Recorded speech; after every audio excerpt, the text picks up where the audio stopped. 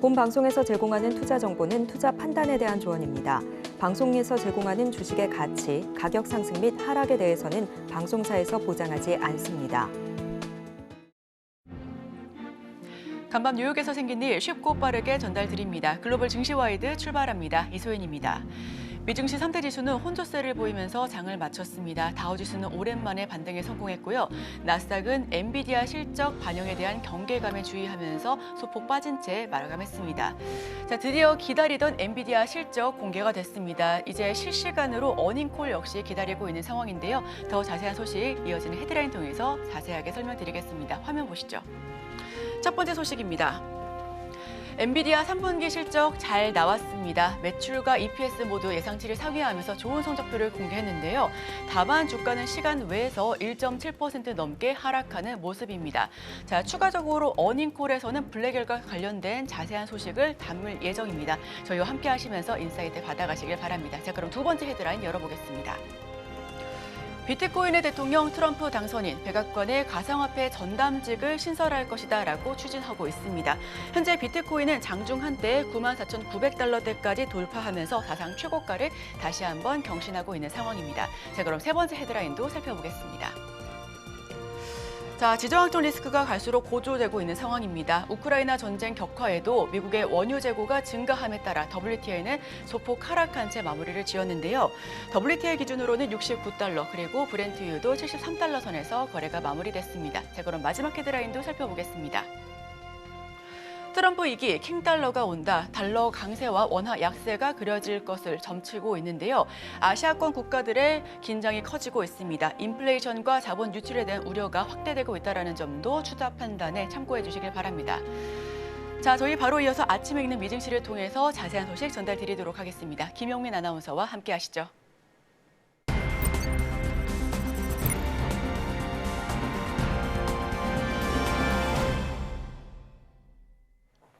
아침에 읽는 어젯밤 미증시 이야기 종목 브리핑 시작해 봅니다. 간밤 뉴욕 증시 3대 지수는 전일장에 이어서 역시 혼조세로 마감했습니다. 하지만 흐름은 조금 달랐는데요. 4거래일 연속으로 하락했던 다우지수가 오늘은 반등에 성공하는 모습이었고요. S&P 500 지수는 강보합권에서 2거래일 연속으로 상승 흐름 보여주던 나스닥, 오늘은 소폭 빠지는 모습이었습니다. 다우 0.32% 상승했고 S&P 500 지수 0.002% 올랐습니다. 나스닥은 0.1%가량 빠지는 모습이었습니다. 장 마감 후에 발표될 엔비디아의 3분기 실적을 앞두고 시장의 긴장감이 고조되는 모습이 지수에도 반영이 되는 모습이었죠. 미 10년물 국채금리는 상승했습니다. 지정학적인 리스크가 불거지자 안전자산 선호 심리가 커지면서 국채 가격이 크게 올랐었는데요. 하지만 푸틴 러시아 대통령이 휴전 협상할 용의가 있다라고 밝히며 국채가가 다시 하락했고 이에 금리는 상승하면서 마무리를 지었습니다. 필라델피아 반도체 지수 오늘장은 하락하면서 4,919포인트 선에 마무리를 지었고요. 국제유가는 러시아와 우크라이나 전쟁이라는 지정학적 우려에도 미국의 원유 재고가 증가했다라는 소식에 하락 마감했습니다. 배럴당 69달러 선에 마무리를 지었습니다. M7 종목들 메타와 애플만 소폭 상승한 채 마무리를 지었는데요. 애플 0.3%가량 올랐고요. 마이크로소프트 0.5%가량 빠졌습니다. 자, 엔비디아입니다. M7 종목 중에 마지막 기업, 대망의 엔비디아의 3분기 실적이 장 마감 후에 발표가 됐습니다. 호실적에 대한 기대감으로 어제장에서는 5%가량 오르면서 애플에게 시총 1위 자리를 빼앗긴 지 하루 만에 다시 1위 자리를 탈환해내기도 했었는데요. 오늘장에서는 긴장감과 경계감이 가중되면서 0.7%가량 하락했습니다. 실적 살펴볼까요? 당초 시장은 전년 동기 대비 80% 이상 늘어난 매출 성장을 예상했는데 LSEG는 매출 331억 6천만 달러, EPS 75센트를 전망했습니다. 엔비디아의 3분기 매출은 350억 8천만 달러, EPS 81센트로 시장의 예상치를 상회했습니다. 데이터 센터 매출도 308억 달러로 예상치를 웃돌았고요. 또 엔비디아는 4분기 가이던스를 375억 달러로 전망을 했는데 이 역시도 LSEG 예상치인 370억 8천만 달러를 웃도는 수준입니다. 준수한 호실적을 발표했고요. 또 블랙웰 발열 이슈에 대한 우려가 있었는데요. 엔비디아의 CFO 콜렛 크레스는 성명을 통해 블랙웰의 생산 출하가 이번 분기에 시작될 예정이라고 밝혔습니다. 블랙웰의 수요 또한 공급을 초과할 거라고 이야기를 하면서 2026 회계연도의 여러 분기 동안 좋은 기록을 보여줄 거라고 이야기를 했습니다. 하지만 시장의 기대감이 워낙에 컸던 탓인지 주가는 이런 준수한 호실적 발표 후에 애프터마켓에서 한때 4% 가까이 빠지기도 했고요. 지금은 장중에서 애프터마켓에서 1%대의 움직임 보여주고 있습니다. 알파벳 오늘장에서 1% 넘는 하락폭을 그려내는 모습이었습니다. 아마존 0.85% 하락했는데요. 반면에 메타는 오늘장에서 0.7%가량 상승하면서 마무리를 지었습니다. 테슬라 오늘장 1% 넘게 하락했습니다. 전기차주들도 역시 대체로 하락세를 기록하는 모습이었는데요. 한편 테슬라의 로빈 댄홀름 이사회 의장이 보유 중이던 테슬라 주식에 대한 스톡옵션 행사하고 매도를 하면서 3천만 달러 이상의 차익을 올렸다고 블룸버그가 보도했습니다. 이어서 투데이 하스탁입니다. 먼저 타겟 살펴봅니다. 어제장 월마트에 이어서 오늘장에서는 또 다른 대형 유통업체 타겟이 3분기 실적을 발표했습니다. 시장이 예상치를 충족시키지 못하는 실적을 내놓으면서 주가가 무려 21%가량 하락했는데요. 52주 신저가입니다. LSEG는 타겟의 3분기 매출이 259억 달러, EPS 2.3달러가 될 것으로 예상을 했는데 실제로는 매출 256억 7천만 달러, EPS 1.85달러를 기록하면서 시장의 예상치를 하회했습니다. 연간 가이던스도 낮춰 잡았습니다. 회사는 연간 조정 EPS가 8월에 발표했던 9에서 9.7달러가 아니라 8.3에서 8.9달러 사이가 될 것으로 전망했습니다. 어제장 월마트의 실적이 준수했던 것과는 사뭇 대조적인 모습이죠. 미국의 소비자들은 식품과 주택 가격이 상승하면서 지출에 대해서 조금 더 신중한 모습을 보여왔는데요. 때문에 타겟은 가격에 민감한 소비자들을 유인하기 위해서 지난 5월에는 자주 구매되는 약 5천 개 품목의 가격을 인하했다고 발표했습니다. 기저귀나 빵, 우유 같은 품목 등이었죠. 또 지난 10월에 홀리데이 시즌 동안에 약품이나 장난감, 아이스크림 등 2,000개 이상의 품목 가격을 홀리데이 시즌 동안 인하하겠다라고 밝혔는데요. 연말까지 10,000개 이상의 품목 가격을 인하한다라는 방침을 내놨는데 가격 인하책이 실적을 끌어올리기에는 역부족인 모습이었습니다. 다음으로 퀄컴 살펴보겠습니다. 퀄컴이 화요일 인베스터데이를 열고 새로운 시장으로 진출해서 2029년까지 연간 220억 달러의 추가 수익을 창출하겠다라는 새로운 5개년 재무 목표를 제시했습니다. 하지만 주가는 6% 이상 하락하는 모습이었는데요. 구체적으로 살펴보면 오토모티브 부문에 80억 달러, IoT 부문 140억 달러 목표로 하고 있습니다. IoT는 PC에서 40억 달러, 산업용 IoT 40억 달러, 확장현실 부문 20억 달러, 기타 40억 달러의 수익 창출로 구성이 되어 있습니다. 퀄컴의 CEO 크리스티아노 아모는 지난 2021년 퀄컴을 인수하면서 매출 부문에서 스마트폰의 의존도를 낮추겠다고 약속한 바 있죠. 퀄컴은 올해 초 윈도우 기기용 스냅드래곤 X 프로세서를 출시하면서 인텔이 장악하고 있는 PC 시장에도 본격적으로 진출했는데요. 이 외에도 최근에 자동차 기업들에게 칩을 공급하는 계약을 체결하거나 안드로이드와 아이폰용 고급 칩을 생산하는 등 사업 다각화에 나서고 있습니다. 마지막으로 포드모터 살펴봅니다. 역시나 빠지는 모습이었습니다. 포드모터가 유럽에서 오는 2027년까지 인력 4,000명을 감축하겠다고 발표한 뒤에 주가가 하락하는 모습이었습니다. 포드는 경쟁업체들의 도전, 또 부진한 전기차 수요 등으로 지금 유럽 시장에서 고전을 면치 못하고 있는데요. 구체적인 일자리 감축 규모는 독일에서 2,900개, 영국에서 800개, 기타 EU 국가에서 300개 등입니다. 포드의 유럽 전체 인력의 약 14%를 차지하는 수준이죠. 이뿐 아니라 독일 쾰른 공장에서 익스플로러와 카프리 모델의 생산량도 줄이겠다는 입장입니다. 포드의 매출은 올해 9월까지 17.9% 감소하면서 업계 전체의 매출 감소율인 6.1%를 크게 앞지르는 모습입니다. 포드는 성명을 통해 글로벌 자동차 산업이 전기화된 이동수단으로 전환하게 되면서 상당한 혼란의 시기를 이어가고 있다고 설명했습니다.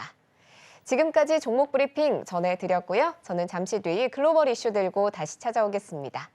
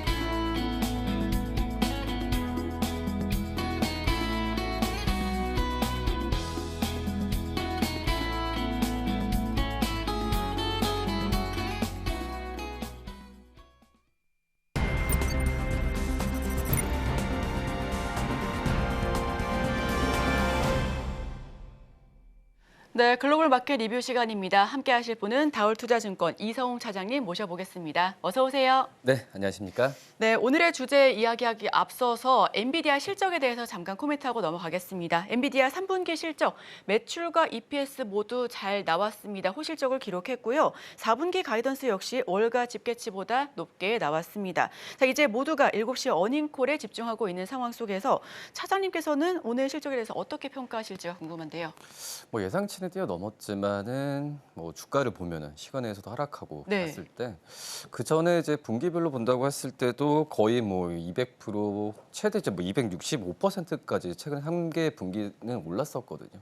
뭐 그렇기 때문에 지금 현재 매출이 뭐 2배 가까이 올랐다고 하더라도 시장에서는 좀 반응은 그렇게 크지 않다. 그만큼 이제 엔비디아에 대한 시장에서의 관심은 높았던 상황이고 말씀하셨듯이 어닝콜에서 이제 블랙에 대한 방향성을 뭐 예상을 좀 하고 있지만 블랙에 대한 어떤 그 판매나 이 판매 경로 그리고 가이던스에 대한 부분을 또 세게 제시하지 않으면은 이제 엔비디아에 대한 주가의 흐름 자체는 뭐 오늘과 비슷한 흐름이 계속 나오지 않을까라고 좀 생각이 좀 되고 있고요. 뭐 그런 점에서 봤을 때는 지금 현재 트럼프 대통령이 당선된 이후에 어떤 빅테크 기업들에 대한 뭐 자국 보호주의나 여러 가지 부분에 있어서 뭐 중국이나 이쪽에서의 관계에 대한 부분이 엔비디아뿐만 아니라 빅테크 기업들한테는 좀 부담인 건 사실이거든요. 그렇기 때문에 주가적인 수준 같은 경우가 좀 제한적으로 가는 상황에서 이 어닝콜에 어떤 세게 나오지 않으면은 약간은 좀 부담스러운 건 분명히 좀 있다라고 좀 생각이 되고 있고요. 다만 이제 우리나라 내 쪽으로 본다고 한다면 뭐 삼성전자나 SK하이닉스가 엔비디아 실적을 기점으로 다시 한번 방향성을 잡을 가능성이 크거든요. 뭐 그러기 때문에 오늘 주가 추이를 한번 좀 살펴보는 게 보면서 다시 한번 좀 이 재평가를 해야 되는 게 맞지 않을까라고 좀 판단됩니다. 네, 중국 이야기가 나와서 말씀을 드리는데 지금 실시간 어닝콜에서 중국과 관련해서 시장이 좀 좋지 않다라는 이야기를 하면서 부정적인 인식이 또다시 자리하고 있습니다. 더 주가가 시간 외에서 빠져가고 있는 모습인데요. 지금 댓글창에서는 중국 얘기 그만하면 좋겠다 이런 얘기까지 하고 있는데 자 그렇다면 우리 반도체 투톱은 오늘 시장 어떻게 시작을 하실 거라 보실까요? 저는 약간은 좀 약세가 좀 예상이 되지 않나라고 좀 생각이 되고 있고요. 이벤트 소멸 관점에서는 주가가 그나마 좀 엔비디아에 대한 부담감은 좀 제한적으로 갈 수 있겠지만은 우선 엔비디아 주가가 그대로 말해주는 것 같아요. 특히 이제 SK하이닉스가 그거에 대한 더 변동성은 삼성전자보다는 더 나올 가능성이 있다고 판단되고 있고 이제 삼성전자 같은 경우에는 이제 엔비디아와 연결이 되는 부분이 지금 필수적인 상황으로 가게 되거든요. 이게 있어야 지금 현재 시청자분들께서도 삼성전자에 대한 고민이 많으실 거라 판단되고 있는데 오늘은 SK하이닉스 쪽에서의 변동성이 나오겠지만 약간의 삼성전자의 방향성이 만약에 좀 우상향으로 가게 된다면 저는 삼성전자에 대한 매수 관점은 한 번 더 유지해도 괜찮지 않을까라는 판단이 됩니다. 네, 엔비디아 실적과 관련해서 그리고 저희 반도체 투톱과 관련해서는 더 이야기 들어오는 대로 설명드리도록 하겠습니다. 자, 그럼 오늘의 주제 이야기 시작하도록 하겠습니다. 오늘은 글로벌 유통주 전망 및 대응 전략에 대해서 이야기를 나눠볼 텐데요. 우선 월마트가 3분기 실적을 발표했습니다. 어닝 서프라이즈를 기록했고요. 다만 비슷한 꼴의 타깃은 굉장히 실적이 안 좋게 나오면서 20% 넘게 빠지는 모습이었습니다. 자, 그렇다면 구체적으로 어떤 내용 좀 살펴봐야 될까요? 우선 월마트 같은 경우가 가장 좀 시장에서 좀 관심이 가는 게 우선 대표적인 어떤 오프라인 그 어떤 업체라고 좀 볼 수 있거든요. 지금 이제 월마트 같은 경우에도 이 전자상거래 쪽, 그러니까 온라인 쪽에서의 판매 비중도 거의 20% 가까이 육박을 하지만 결국은 이제 월마트의 어떤 실적이나 방향성 같은 경우가 전체적인 어떤 미국의 소비에 대한 부분을 좀 가이던스로 좀 제시하는 그런 상황이기 때문에 이 월마트의 실적이 전체적으로 한다 월마트뿐만 아니라 미국 경기에 대해서도 좀 많이 연관이 되고 있다고 볼 수 있겠는데 이 월마트가 실적을 좀 발표했어요. 깜짝 실적이 좀 나왔었거든요. 지금 현재 본다고 하더라도 이 매출액이 1,696억 달러. 원래 시장이 예상했던 게 1,670억 달러를 좀 예상을 했었는데 그거를 그 이상을 실적 매출을 좀 발표를 했는데 근데 지금 그만큼 이제 미국에 대한 어떤 소비에 대한 부분에 있어서 지금은 약간 방향성이 좋다라는 것보다도 좀 내용을 좀 까본다고 한다면은 이 어떤 오프라인 쪽에서 그러니까 월마트가 장점이 물론 이제 전자 상거래 온라인 쪽보다는 낮을 수는 있겠지만은 일반적인 어떤 명품 매장이나 백화점보다는 이 가격이 좀 싸거든요. 그거에 대한 부분에 있어서 고소득층이 지금은 이제 월마트의 어떤 상품에 대해서 가격에 대한 메리트로 많이 이용하고 있다라는 부분도 좀 있기 때문에 어떤 소비 지표가 소비 경기가 좋아진다는 것보다도 저는 개인적으로 보면은 미국도 어떻게 보면은 경기가 안 좋은 상태에서 약간의 그 소비 패턴이 좀 변화한 부분이 좀 월마트 실적을 보면은 나오지 않나라고 좀 생각이 좀 되고 있고요. 지금 이제 월마트 같은 경우에도 여러 이제 소매 업체가 지금 계속해서 좀 발표를 하고 있는데 지금 이제 전자상거래 쪽에서의 온라인 쪽에서 말씀드렸다시피 거의 20% 가까이 좀 육박을 많이 하고 있거든요. 그러기 때문에 이쪽에서의 비중을 또 늘리면서 우리나라도 같은 경우에도 이 오프라인 이 마트 비중 많이 줄이고 있는 상황이거든요. 그러니까 월마트도 이런 구조조정 노력을 향후에도 계속해서 좀 하지 않을까라고 좀 생각이 되고 있고 그런 부분에서 본다고 하면은 종합적으로 말씀을 드리면 월마트의 매출이나 이런 부분이 미국의 어떤 소비가 좋아진다는 것보다도 이 미국의 소비 패턴에 대한 부분이 변화가 좀 많이 일어났다는 부분을 좀 느낄 수 있다라고 좀 생각이 되고 있고요. 근데 매출뿐만 아니라 좀 주당 순이익 같은 경우도 58센트를 기록했거든요. 원래는 예상치가 53센트였는데 그거에 대한 그 이상으로 간다고 보면은 이 월마트의 내부적인 어떤 재무 개선 노력도 빛을 발하지 않았나라고 좀 판단됩니다. 네, 고소득층을 중심으로 합리적인 소비가 이어지고 있다라고 하는 부분과 함께 미국의 소비가 탄탄하다라고 하는 것보다는 경기가 좀 둔화되고 있는 건가 하는 우려감도 함께하고 있습니다. 여기에 소비 패턴에 대한 분석이 더 중요한 포인트로 자리를 잡고 있는데요. 자, 블랙 프라이데이를 비롯해 크리스마스까지 쇼핑 시즌 대기하고 있습니다. 이에 따른 4분기 실적에 대한 기대감도 커져가고 있는 상황 속에서 이에 대해서는 어떻게 코멘트해 주실까요? 그렇죠. 어떻게 보면 이제 3분기보다는 이제 3분기 실적 보면은 이제 4분기 실적이 오히려 더 기대되는 현재 상황이라고 좀 볼 수 있겠는데, 미국 쪽에서도 미국 증권가에서도 이 월마트의 매출 성장을 이 3분기 실적이 발표된 이후부터는 좀 많이 높이고 있는 그런 상황이거든요.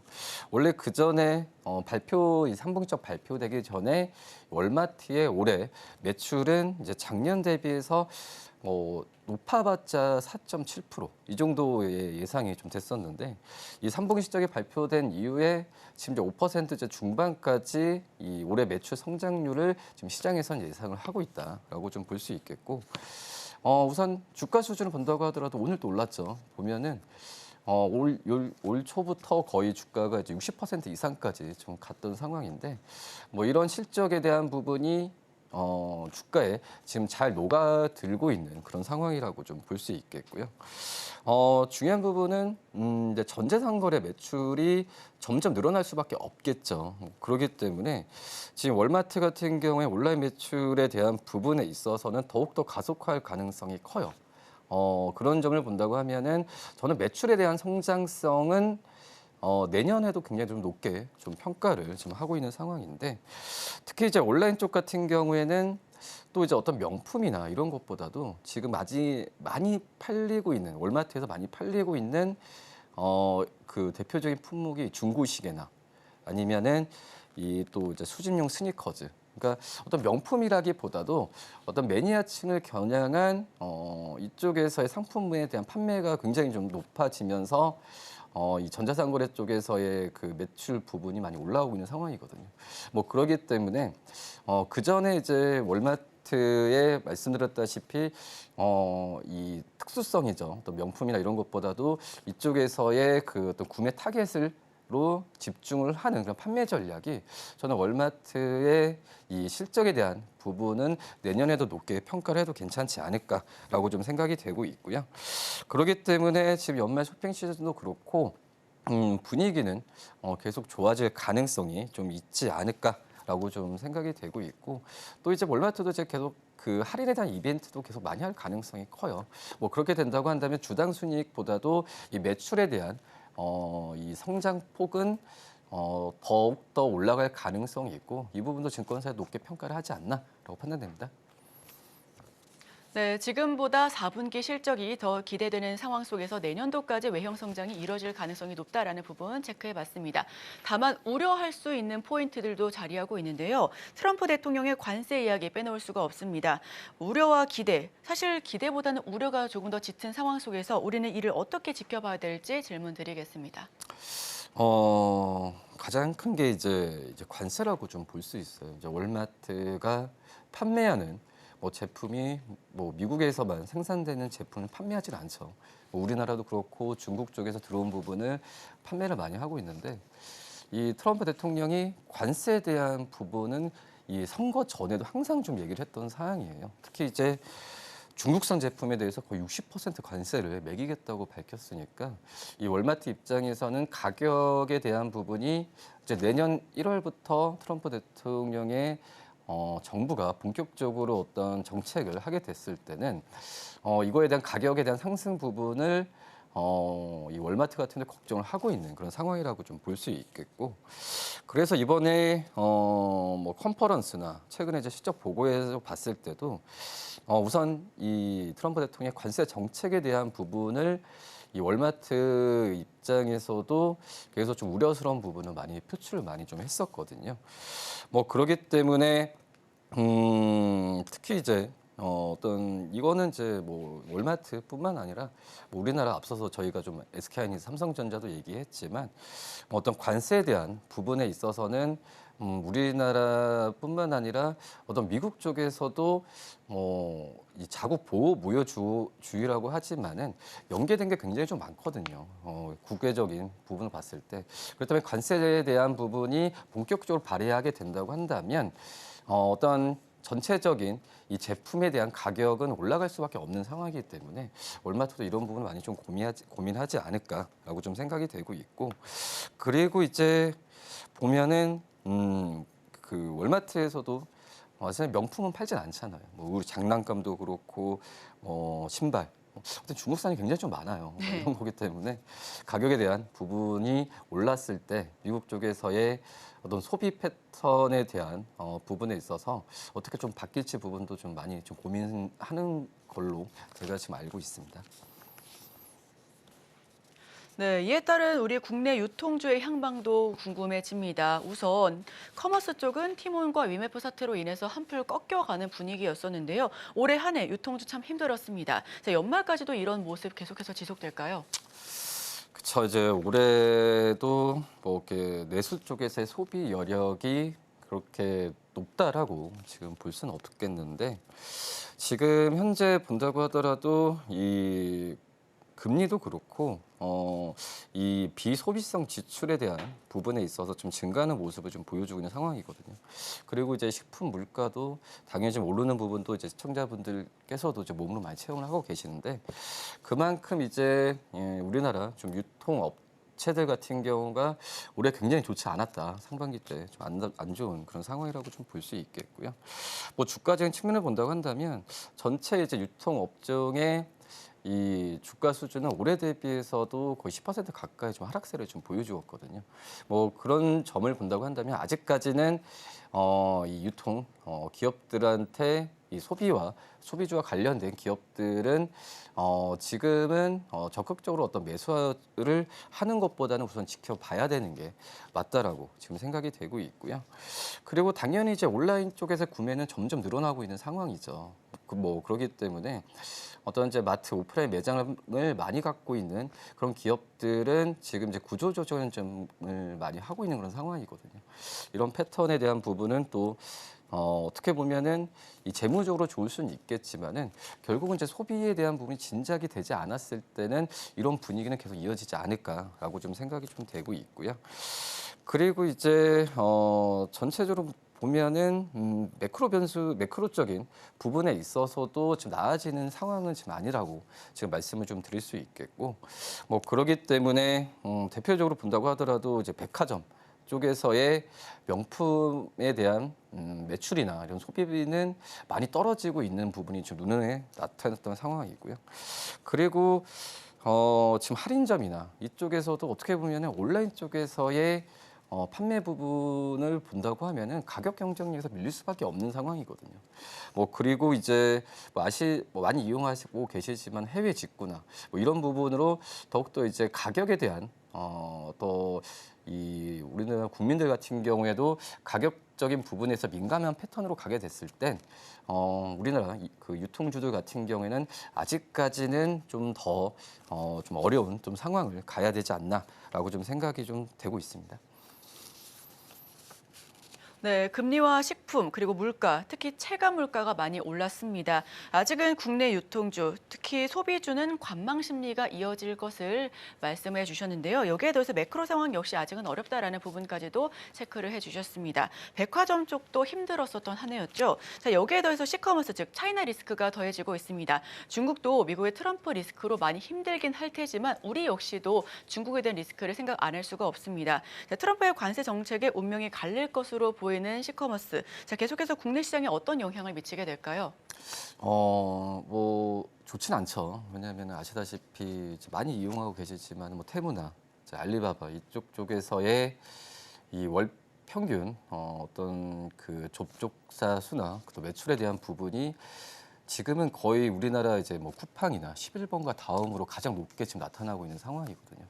뭐 그러기 때문에 가뜩이나 이제 뭐 쿠팡이나 이쪽에서의 전자상거래 쪽에 대한 부분에 있어서도 우리나라 유통기업들이 많이 피해를 보고 있는데 근데 이제 이 뭐 테무나 알리바바 이용해 보시면 아시겠지만 가격이 많이 싸요. 맞아요. 왜냐하면 이제 이유가 이제 중국 쪽에서도 경기가 좋지 않은 상황에서 이 중국도 이제 어떤 가격이나 이런 부분을 많이 좀 떨어뜨리면서 좀 공략을 많이 하고 있거든요.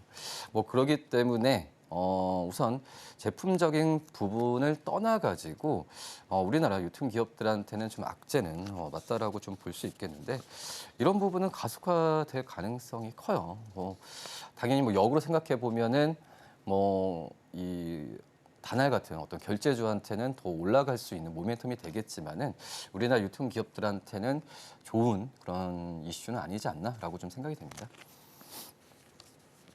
네, 국내 유통주는 아직까지는 어려운 터널을 지나가고 있는 모습입니다. 자, 유통주 내년까지 어려운 흐름이 당분간 이어질 것으로 보여지는데 다만 그렇다면 저가 매수의 기회도 있지 않나 하는 그런 기대감도 있습니다. 내년까지 유통주는 어떻게 보실까요? 가장 중요한 부분이 이제 이런 유통기업들이 구조조정, 뭐 점포 정리하고 또 희망퇴직도 많이 하면서 이 판관비나 어떤 비용적인 측면을 많이 줄이고 있는 그런 이제 상황이거든요.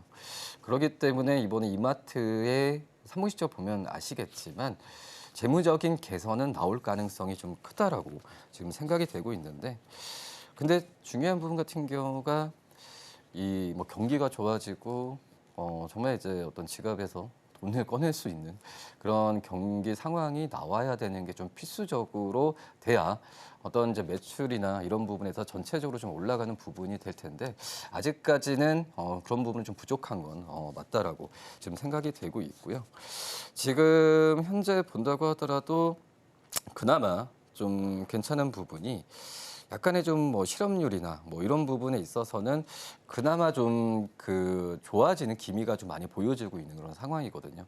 근데 이제 어떤 이 뭐 실업률이나 이런 데 본다고 하더라도 정규직보다는 이제 비정규직에 대한 비중이 많이 높아지고 있는 그런 상황이기 때문에 만약 이제 실업률이 좀 반등한다고 하더라도 이 부분이 과연 이제 이 소비에 대한 진작으로 갈지 부분은 또 의문은 맞다라고 지금 생각이 되고 있고, 그리고 이제 이 소비의 양극화가 굉장히 좀 이 부분도 어떤 그 소비 패턴에 대해서 일정 부분 이제 갈 수 있는 그런 상황을 좀 맞고 있는 건 사실이거든요. 지금 아시다시피 뭐 대기업이나 어떤 중소기업의 근로자 임금 격차는 심해질 거고, 그렇기 때문에 이 부분은 또 이제 소비 회복에 대한 부분에 있어서 좀 부담감 요소도 있다라고 좀 생각이 되고 있고, 그리고 이제 이제 말씀드렸다시피 점포 효율화 이 부분은 계속 진행돼야 될 수밖에 없는 상황이에요. 그래야 어떤 재무적인 부분을 어떤 그 유동성이나 이런 부분을 또 이겨낼 수 있는 상황이기 때문에, 근데 지금 이 부분은 잘 하고 있다라고 좀 생각이 되고 있거든요.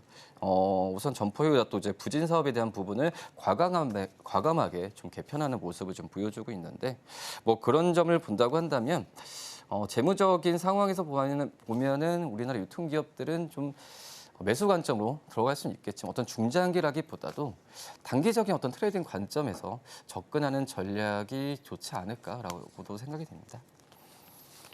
네, 단기적인 트레이딩 관점을 제시해 주셨고요. 유통주, 점포 효율화를 통해서 유동성과 재무 개선을 이끌고 있다라고 하는 부분까지도 언급해 주셨습니다.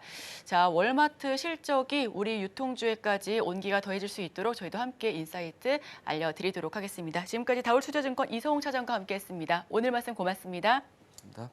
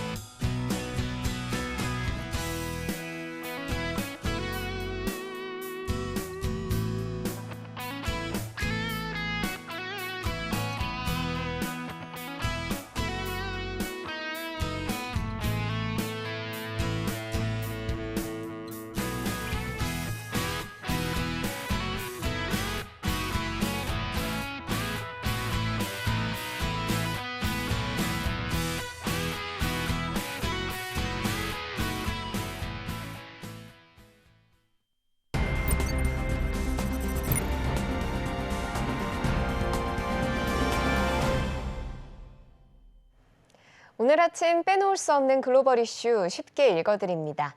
아침에 읽는 어젯밤 미증시 이야기 어떤 이슈들이 있었는지 함께 살펴보시죠.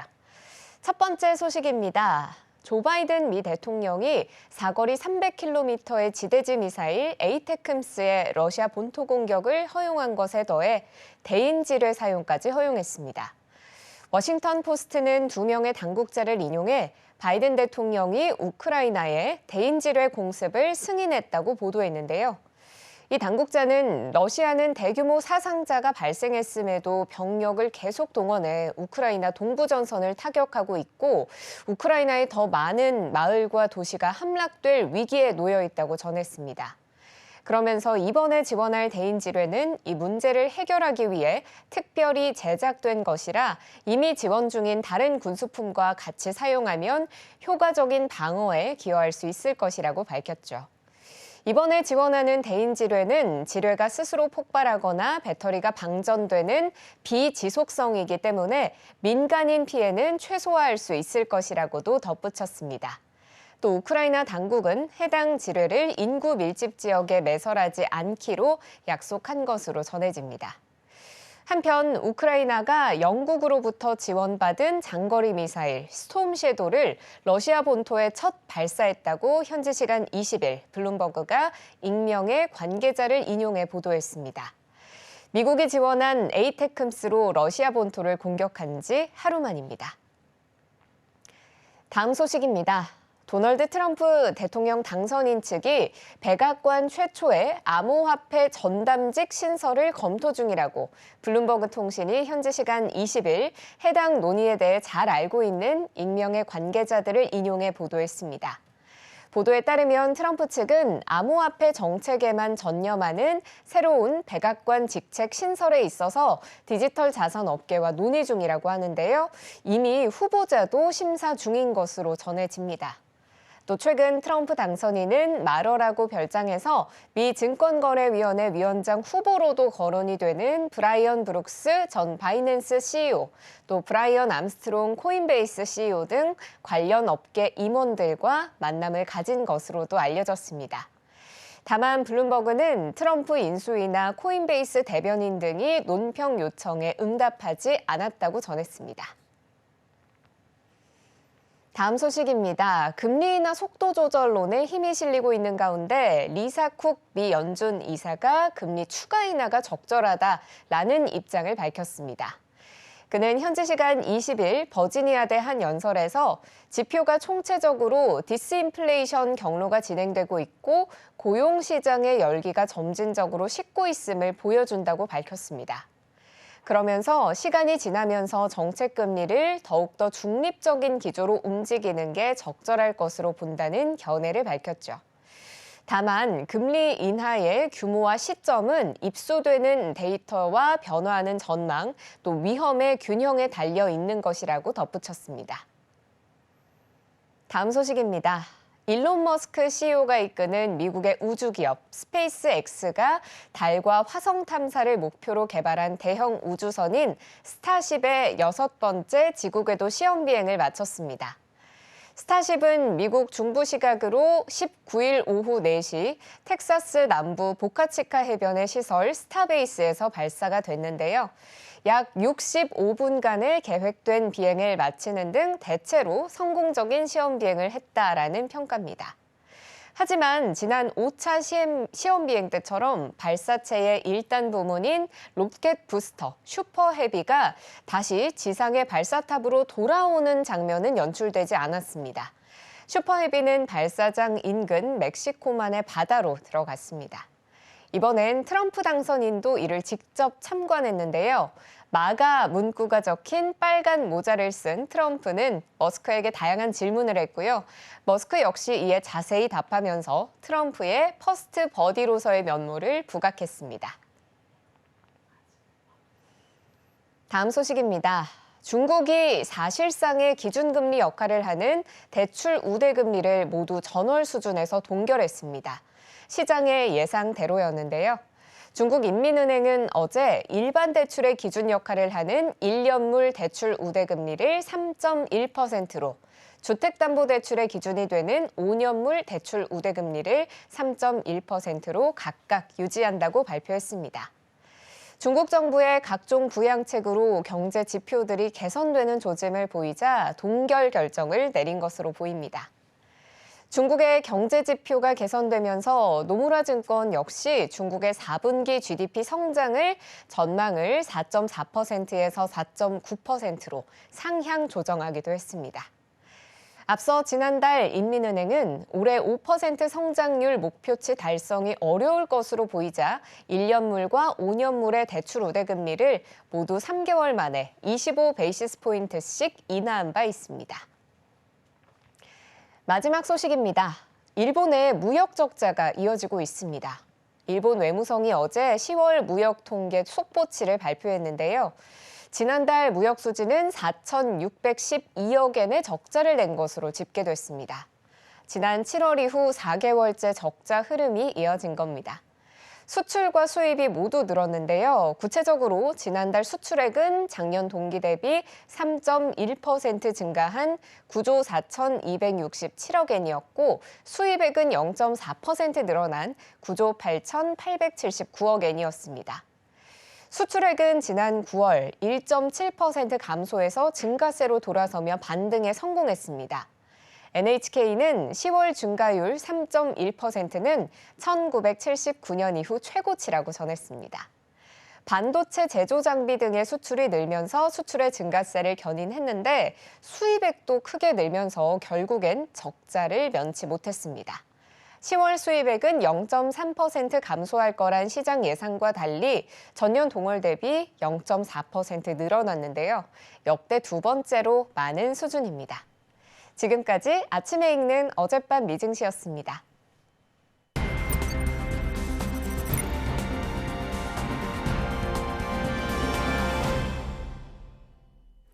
네, 투자하실 때 참고하시면 좋을 리포트 살펴보겠습니다. 와이드 리포트 시작합니다. 꺾이지 않을 성장세 월마트 리포트인데요. NH투자증권이 내놓았습니다. 자, 고소득층 구매가 늘어난 탓이다. 자, 연말 쇼핑 시즌을 앞두고 월가가 미국 소비자들을 소비 동향에 촉각을 곤두세우고 있는 가운데 미국 최대 소매 업체인 월마트가 기대를 웃돈 실적을 내고 향후 실적 전망도 상향 조정했습니다. 월마트는 현지 시간 19일 발표한 3분기 실적 보고서에서 매출이 1,696억 달러로 전년 동기 대비 5.5% 증가했다라고 밝혔고요. 이는 시장 정보 업체 LSEG가 집계한 전문가 전망치 1,677억 달러를 웃도는 실적이었습니다. 주당 순이익도 58센트로 전문가 전망치 53센트를 웃돌았고요. 월마트는 올해 순매출 성장률 전망치도 종전의 3.75에서 4.75%에서 4.8 그리고 5.1%로 상향 조정했습니다. 3분기 실적이 전문가 전망을 웃도는 데 이어서 연말 쇼핑 시즌이 포함된 4분기에도 기대를 웃돈 매출 성장세가 기대된다라고 판단되고 있는 상황입니다. 고객들이 매장 방문당 구매량을 늘려 고객 단가를 끌어올린 게 3분기 매출 성장의 상당 부분을 차지했다라고 분석을 내놓고 있고요. 월마트는 3분기 실적 성장에 대해 주로 상위 소득계층 가계 점유율이 증가했다라고 설명을 했습니다. 이는 고소득층이 이전보다 소비를 더 신중하게 하기 위해 월마트와 같은 할인 매장을 더 많이 찾았다라고도 볼 수 있는 대목이었는데요. 미국의 주요 대형 소매업체 가운데 3분기 실적 발표한 것 월마트가 처음입니다. 그 뒤를 이어서 타겟 역시도 발표를 했는데 어닝 쇼크가 났죠. 주가는 20% 급락한 채 마무리를 지었습니다. 투자자들은 연말 쇼핑 시즌을 앞두고 미국 소비자들의 동향을 파악하기 위해 대형 소매업체들의 실적 보고서와 주요 임원들의 평가에 촉각을 곤두세우고 있는 상황입니다.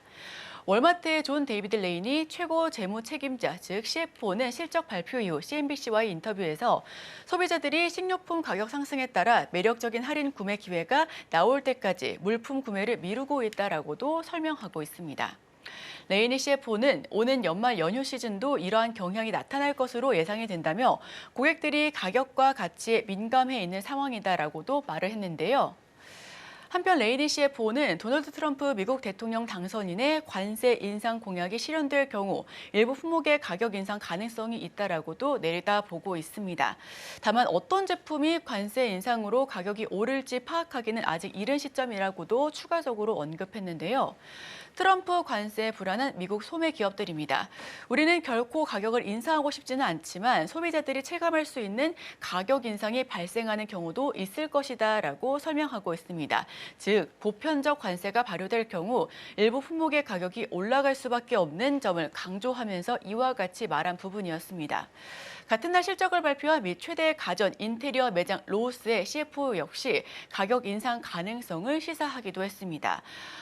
해당 CFO는 회사 매출의 원가의 약 40%가 미국 이외 지역에서 발생하며 여기에는 직접 수입품과 주요 브랜드의 상품이 포함되고 있다라고도 설명하고 있는데요.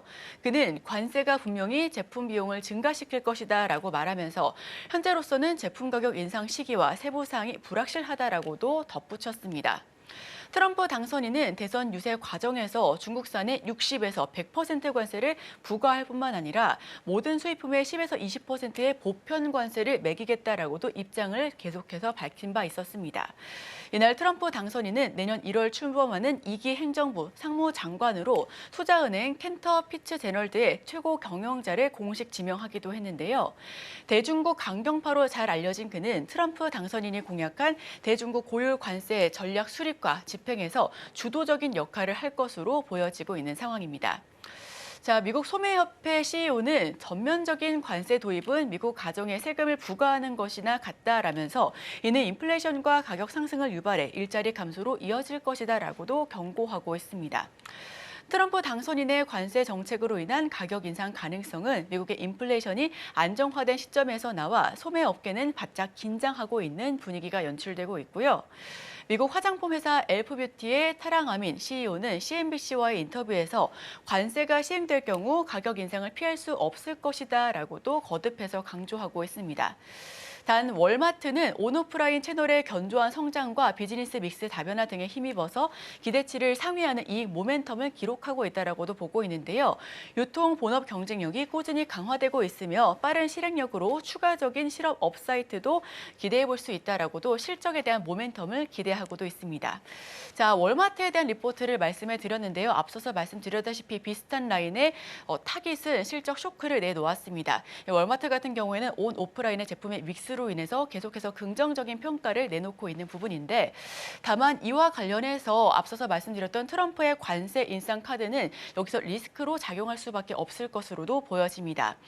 일단 미국에서의 유통주는 그래도 나름대로 선방하면서 단기적으로는 모멘텀이 이어질 것으로도 보여지지만 국내 유통주는 아직까지 긴 터널을 지나가고 있다라고도 전문가가 분석하고 있으니까요. 이 점 함께 주목해서 판단해 주시면 좋을 것 같습니다. 국내 유통업계는 특히나 계속해서 거론이 되고 있는 중국과의 리스크가 계속해서 이어지고 있는 상황이었습니다. 국내 유통주는 올해 단기적으로도 좀 관망세를 유지할 것으로도 전문가들은 분석을 하고 있고요. 내년도에도 아직까지는 어려움이 지속될 수 있다는 부분 역시도 함께 포인트로 지켜보시면 좋을 것 같습니다. 자, 오늘자로 엔비디아 실적 나왔었죠. 앞서서 계속해서 저희 실적과 관련된 이야기도 나눠봤는데요. 오늘 장 초반부터 반도체 관련주의 흐름까지도 함께 지켜보셔야 될 것 같습니다. 이어지는 어닝콜에서 중국과 관련해서 매출이 둔화될 가능성이 있다라고 한 부분에서 계속해서 애프터마켓에서 실적이 내리막길을 걷고 있다라는 부분 역시도 주가 흐름의 향후 향방이 주목될 수 있는 부분이니까요. 이와 함께 저희와 인사이트 나눠가 보시면 좋을 것 같습니다. 자, 제가 준비한 소식 여기서 마치도록 하겠습니다. 화면을 통해서 이번 주 주요 일정들 확인하시길 바랍니다.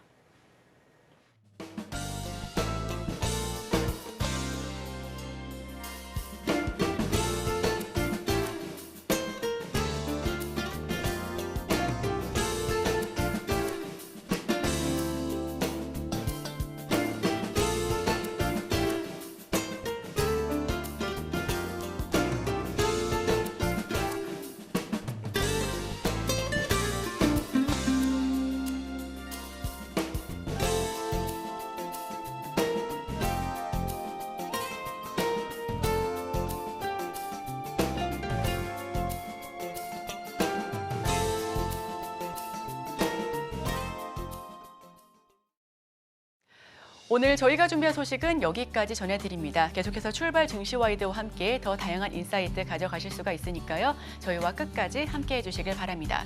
끝으로 본 방송에서 제공하는 정보는 투자를 위한 조언을 할 뿐 해당 종목의 상승 또는 하락, 가치 판단을 보장하고 있지 않습니다. 이 점 유의하시면서 투자 판단에 참고해 주시길 바랍니다. 함께해 주신 여러분, 오늘도 고맙습니다.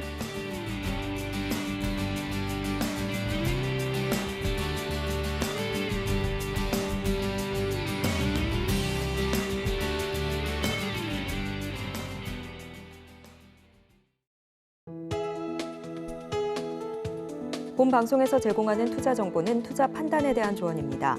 방송에서 제공하는 주식의 가치, 가격 상승 및 하락에 대해서는 방송사에서 보장하지 않습니다.